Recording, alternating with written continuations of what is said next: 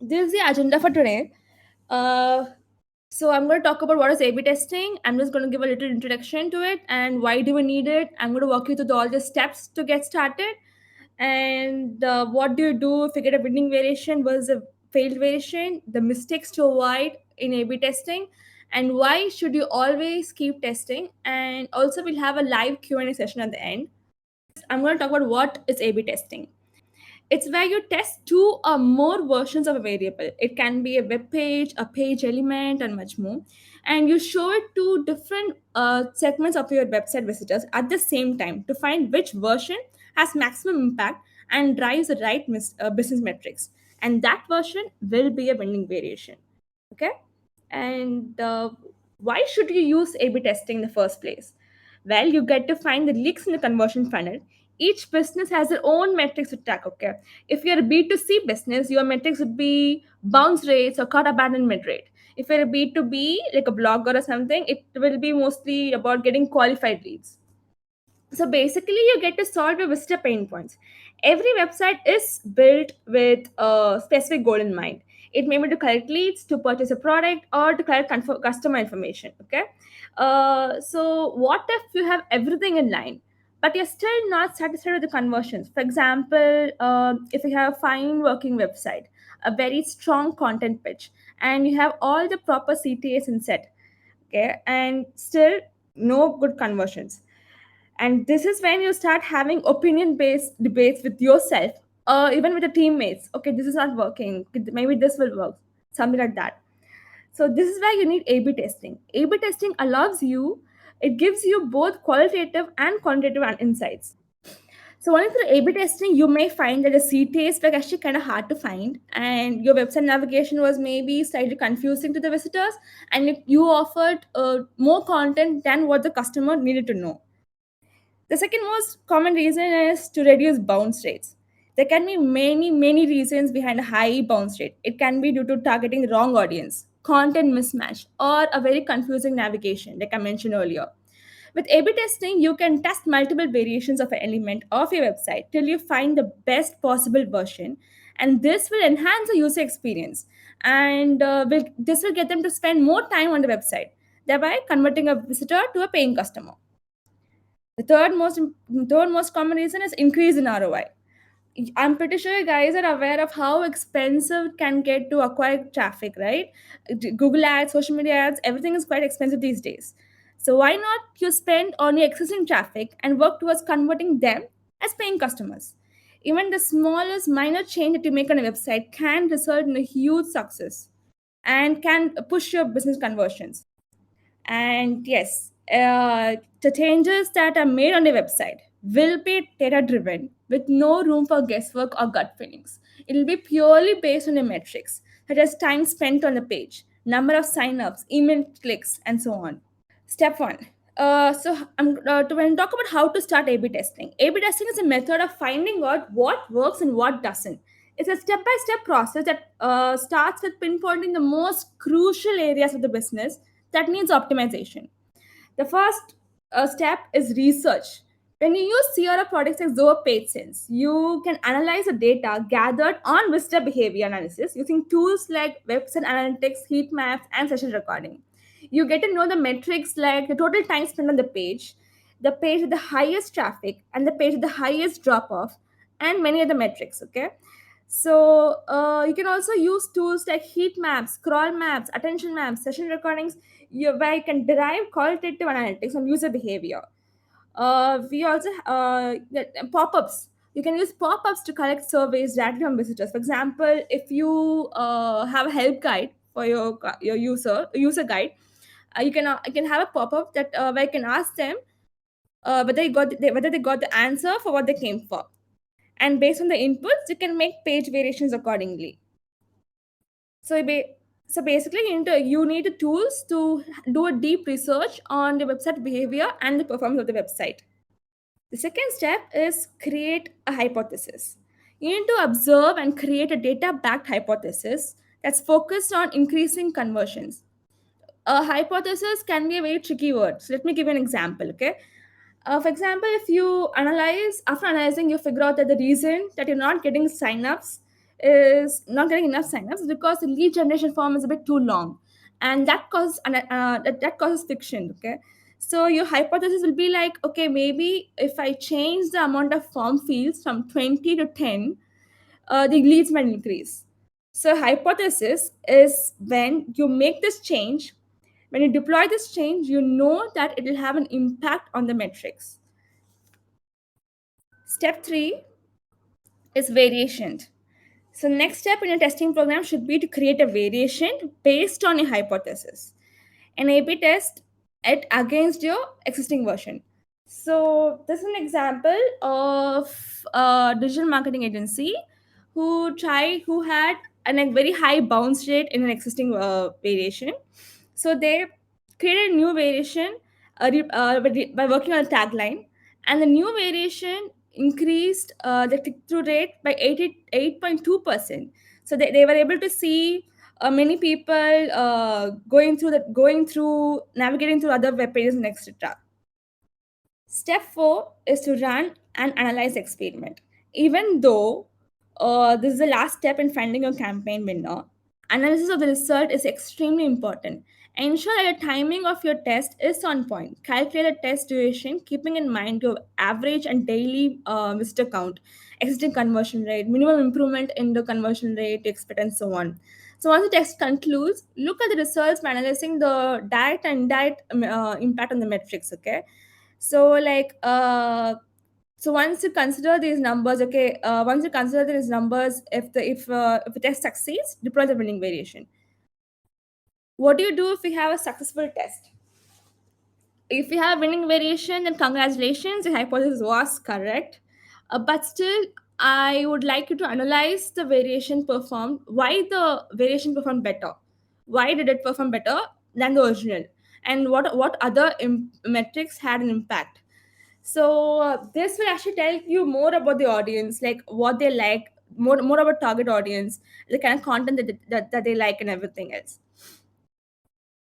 And if you have failed variation, if you have like an inclusive or lost variation, then the hypothesis was incorrect, which should tell you something more interesting about your audience too. It's more like a fortune cookie. When you break it open, it'll be a surprise actually.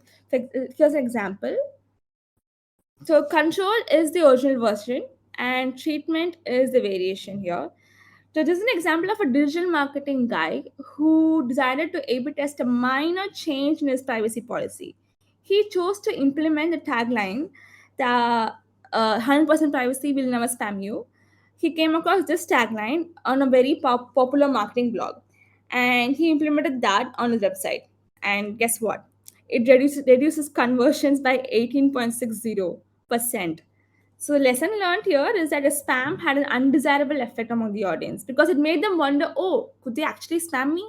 Okay, then I don't want to give my email ID and passwords. So yeah.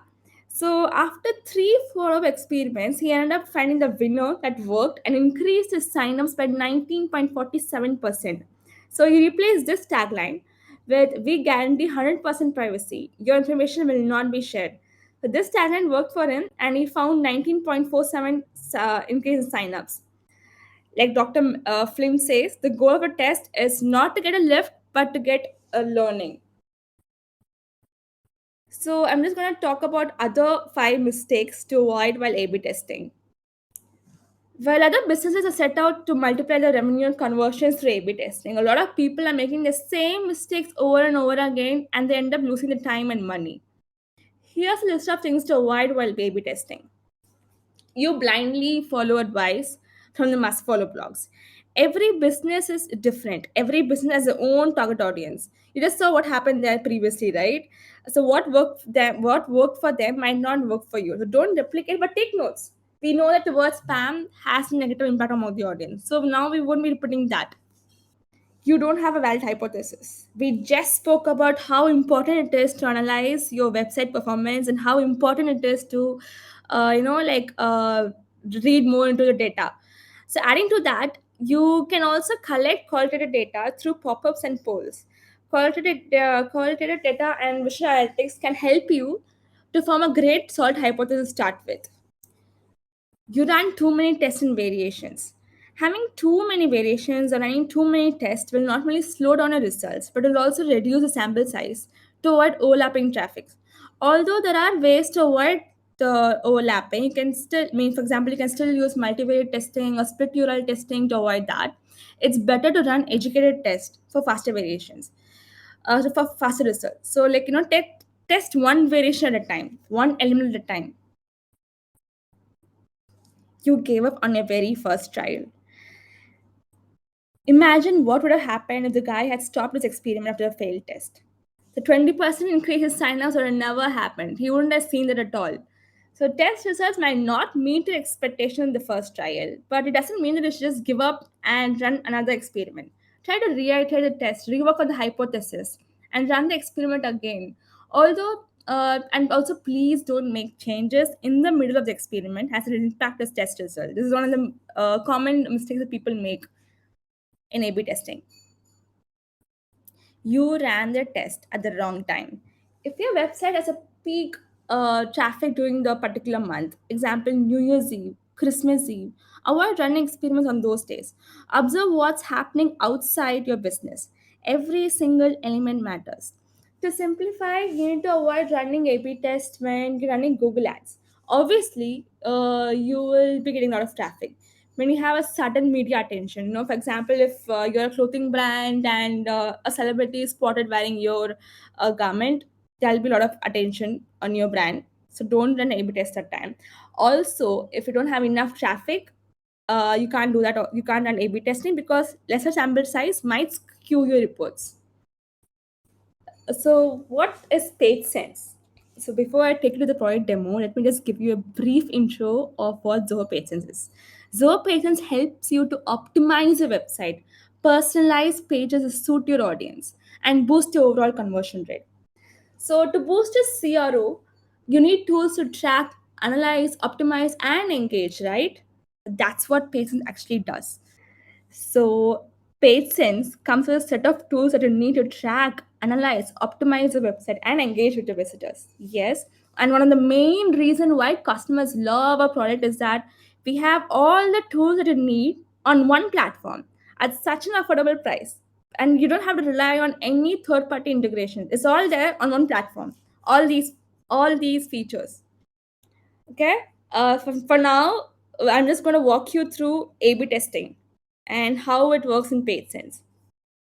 So to get started, log on to Zoho PageSense and click on A/B test under Optimize. So to create a new test, click on New A/B test. Let's give it a name and add the page URL that you would want to conduct the experiment in. Once you're done, click Create. You can see the steps here on top that you need to complete to set up your A/B test experiment. The first section here is the visual editor, where you can easily make changes to your website and create variations. Click on the drop down to view your original web page. You can't make any changes to your original website. It's by default. So go back to the drop down and click on variation 1. You can make any edits to your web page here. You can edit the content, move, hide, show. So I'm just going to go ahead and edit this particular section content here. So I'm going to replace spring sale with clearance sale flat 60% off. Okay. So once you're done, click on save. You can also preview your variations on different devices. And for now, I'm just going to stick to one variation at a time. Now, the next step is to choose a goal. Goals help to figure which variation performs better, the original or the variation. There are different types of goals that you need to track. Example, element clicks, clicks on a specific link, number of visits to a specific page, revenue. So you can also track which variation performs better in terms of revenue, time spent on a specific page, page engagements, and you can also create your own custom goal. For now, I'm going to choose the element clicks here. Okay, now I'm just going to add a name. Uh, Sign up. And choose the elements that I want to track using the element selector. Now all I have to do is click on the element that I want to track, and that's it. It's done. It's that simple.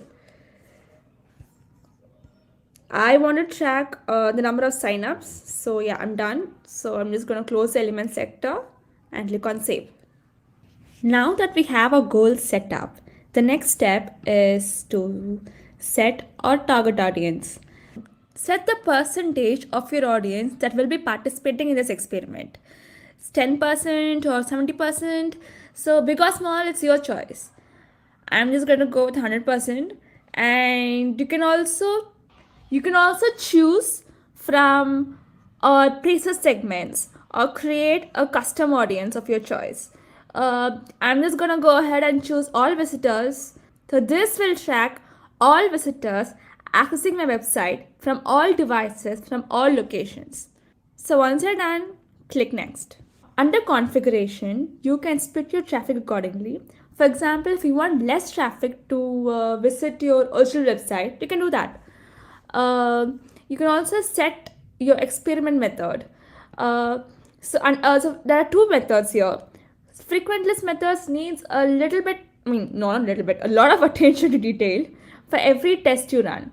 You need to run the test for a longer duration for the same set of visitors, and it isn't a commonly used method, whereas Bayesian is. So Bayesian approach is most commonly used because it provides actionable results almost 50% faster while focusing on the statistical significance. It's more logical because you're using the insights that you derived from your previous experiments and you use it against your current experiment. So yeah, I'm just going to go ahead with the Bayesian approach, and that's it. You can also enable heat maps to track the engagement of the visitors in all the variants. So I'm going to start with 5,000 visitors to track. If you want to launch this experiment later, you can enable this toggle here. So once you're done with the configuration, click on next. So that's it. You are on the last step. This is a summary page which basically shows whatever we have set up till now. So once you're ready, you can just go ahead and launch it. So let me show you how the results would look like. So this is the data from the experiment that we ran recently. As you can see, it's a consolidated report of which version worked better and the number of visitors for each variation. So when you click on the latent analysis, so this report shows the number of visitors in the original version versus the variation and the number of conversions for each and the conversion rates respectively. So you get a more detailed version here. You can also compare it with other variations if we have any other tests running. That's it. So yeah, and that's how the A/B testing module works. I'll be slowly taking maybe the forthcoming webinars. I'll be talking about other modules one by one, taking you an in-depth product walkthrough. So now, here's why you should always keep testing. It's common for people to quit A/B testing after and halt every other experiment in line once they have found a winning variation. I mean, I've seen this in every single case because it's easy to think that as soon as you hit your desired goal or ROI, you should just keep the website and stop every other experiment. Because why should we change something that works just fine, right? Wrong. Well, eventually the winning campaign will be no longer relevant because your audience will audience will obviously continue to evolve, and your business will also continue to evolve, right? So but your website will have the same thing to show over and over. Eventually your website performance will drop and you're back to square one. So that's why you should never quit testing once a variation goes live. You can test so many other elements. You can test your header tagline, your sign up form, your CTA button, button content, and so many other web page elements you can test to ensure that the most engaging version is served to the visitors. That's about it. Thank you so much for joining us.